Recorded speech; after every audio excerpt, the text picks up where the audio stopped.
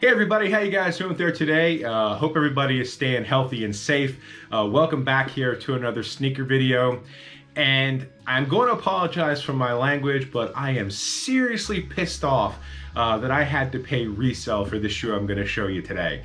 I thought for sure that this was going to be a shoe that I could easily get for retail, no problems. Didn't think anybody would want this.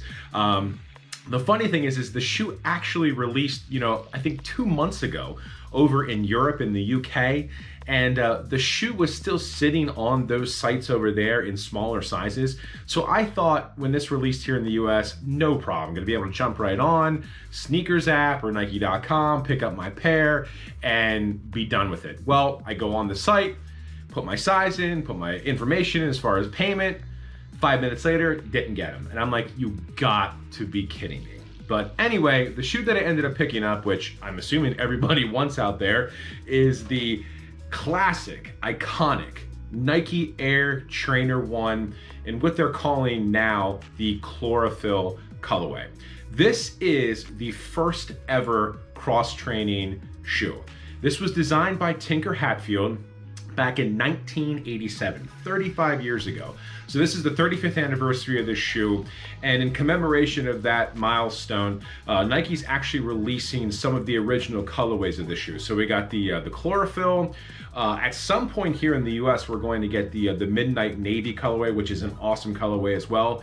And we did recently get what they're calling a Photon Dust colorway, which basically is all gray and white. So take away the black and the green, and it's just and substitute that with gray. Now, I don't know if that Photon Dust is an original colorway or not. If you know, let me know in the comment section. I'd be curious to see. I was trying to research it and just could not find it. But anyway, like I said, the shoe was designed by Tinker Hatfield back in 1987. And Tinker Hatfield, if you don't know who he is an absolute legend in sneaker design. Basically, every single shoe in my lifetime that I went crazy over, Tinker was the designer. But the story goes that with this shoe, Tinker was at his local YMCA, and I believe it was Portland, Oregon, and he noticed that people were bringing 2 pairs of shoes to work out in, one to run in and one to lift in. And that gave him the idea to create a shoe that would be all in one. And here we have it, the Nike Air Trainer 1. So what I'd like to do now is I want to give you guys a closer look at this shoe, give you guys a closer look at the colorways, the quality, the craftsmanship, and see what you guys think. So why don't we go and take a look, and let's go. All right, so let's go and take a look at the box here for the Air Trainer 1. Really nothing special about the box. It is the old school box. There are no logos on the top. You do have on the side here the dual colored gray stripes. On the one side here you have the Nike Air logo. The back is all orange, again nothing special. And on this side here is where you have the Nike Air logo, and you also have the size tag. And here it is if you're interested. The official colorway reads white, black, and medium gray. This is my normal size, a size 14, and I did purchase these shoes off of the resale site StockX. All right, guys, let's go and take a look at this awesome shoe. I have to say, I'm probably going to be biased, but I truly believe that in the 80s and the 90s, we saw the greatest sneaker designs of all time. You look at a shoe like this Air Trainer 1 here, it's been around for 35 years, and 35 years later, it's still a sought after shoe, and it looks absolutely incredible after all this time. It just seems like Tinker was way ahead of his time designing this shoe and pretty much every shoe that he designed. So that's just my 2 cents. Like I said, I'm probably gonna be biased, and there are probably people out there that won't agree with me, but that's just my opinion. But anyway, back to the shoe here. The shoe is predominantly made up of this gray nubuck material. Now, if you're looking for or expecting a high quality nubuck on this shoe, you're going to be disappointed. It's pretty much just the standard stuff we normally get. I will say it is soft, and when you run your finger over it, you can see it does change color when you run your fingers over it. But again, it's absolutely nothing special. It's not a high quality nubuck. That same nubuck goes around pretty much this whole panel here. It is very soft, I will say that. And you also have it going around the toe cap. Now, the white leather that is used on the shoe, again, nothing special. It is very soft though, extremely soft. It's probably a leather, but probably more along the lines of a synthetic leather. And that same leather is used on the panel here, and it's also used all around the ankle area and the back of the shoe here as well. The midsole here, there's really nothing special about the midsole. The only thing that you might notice is there is no visible air unit on this shoe. They did not do that yet with Nikes when this shoe was first developed. So there is no visible air sole unit. You have the black leather here. It does have a tumbled texture to it. That same black leather that is used on the swoosh is also used on this area of the shoe as well. As far as quality goes, you can see here there are glue stains throughout the shoe. However, it really doesn't deteriorate my liking of the shoe or anything like that.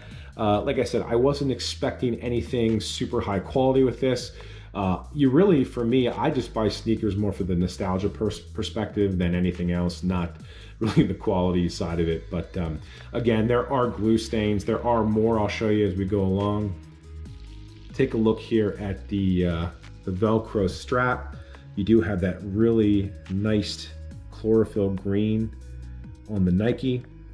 Now, the tongue of the shoe is actually that same white leather that's on the toe box, which is interesting. And you do have the Nike Air Trainer on the top.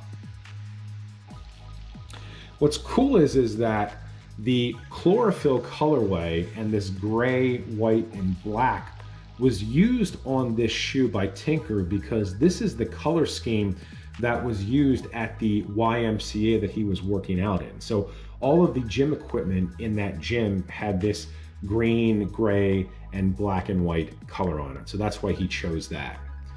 The insole of the shoe here is also that chlorophyll green, and it might be hard to see because of the lighting in here is not that great, but it does have a black Nike Air on the heel. Let's take a look underneath the tongue. You'll see that green as well. We'll stay here on the back of the shoe. And again, you do have that white leather, smooth leather, and it is stitched. The Nike Air. Love the way the green Nike Air plays off of the gray. It really looks incredible. Here are some more of those glue stains that I was talking about. These are, really visible, but again, I don't really care. I bought the shoe because I want to wear the shoe, and I think the shoe looks incredible. So again, it's not really gonna deter me from wearing it. Take a look at the medial side of the shoe here. Again, you see some glue stains, you see some here, but like I said, if you were expecting this shoe to be a high quality shoe, you're going to be disappointed. This is not that. Some more of the smooth leather here and on the panel. On there as well. And the last thing we'll take a look at is the outsole of the shoe. Now, what's interesting is when this shoe came out in 1987, one of the big proponents of the shoe was John McEnroe, the tennis player. And what was interesting is they actually had the sole of the shoe a little bit different for him. It had more of a had nubbins on it or a prickly look to it to give it better traction on the tennis court. But he was a huge fan of the Nike Air Trainer 1. He played in the shoe, and another notable tennis player was also Andre Agassi played in the shoe, which is really cool. But anyway, here is a look at the first ever Nike cross trainer, actually the first ever cross trainer ever, the Nike Air Trainer 1. To this day, still looks absolutely incredible. All right, guys, so that was a closer look at the Nike Air Trainer 1 in the chlorophyll colorway. Now, if you saw this video and you like the shoe and you want to buy it, which I don't know why you wouldn't because it's incredible, Unfortunately, like I mentioned, the shoe did release on the Nike.com, Nike sneakers app a few weeks ago. So it's sold out there. Now, I haven't seen this shoe being released on any other foot site like a Foot Locker or a Champs or a Finish Line. So I don't know if down the road we might see it on one of those or not. I'm not sure. But like I did mention, if you have a smaller size, like an 8, 9, maybe even a 10, check out some of the sites that are over in the UK and Europe. Those are all legit sites. They're not gonna rip you off. They're completely legit. They ship to the US, and you can still get some sizes on there for retail. However, I don't think there are a lot. So at this point, if you want to get the shoe, you're gonna have to go to one of the resale sites, StockX, GOAT, or even eBay. I will say, again, I was shocked at what the resale is on these. The shoe retailed for $120, and especially in the bigger sizes, the resale could be $100 over retail. So you're talking like maybe, you know, $200, $220. It really depends on your size, what you can get these for on the resale market.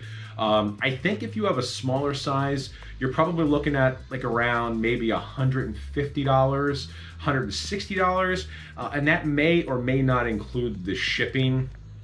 So you're definitely going to have to pay some over retail prices if you want to get this shoe.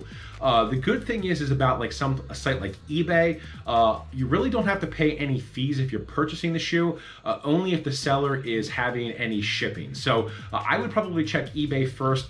If you don't know, eBay does have an authentication program where, you know, they will check the shoe for you to make sure that it is legit and it's not a fake. So I would definitely first check eBay before, say, like a StockX or a GOAT. But anyway, I'm gonna end the video here. In the comments section, let me know what you guys think of the Nike Air Trainer 1. I think the shoe is absolutely incredible.